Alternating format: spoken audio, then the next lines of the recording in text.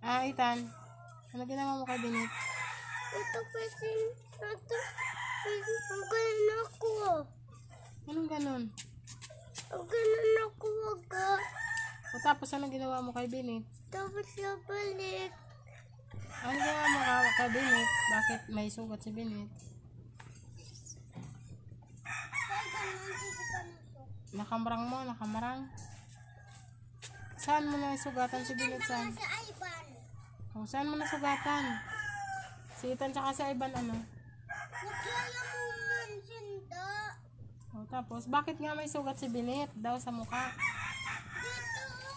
Si Binit? Na ano nga ni Ethan? Na ano ni Ethan? Ano ginawa ni Ethan kay Binit? Ang bilis. May sugat kasi si Binit.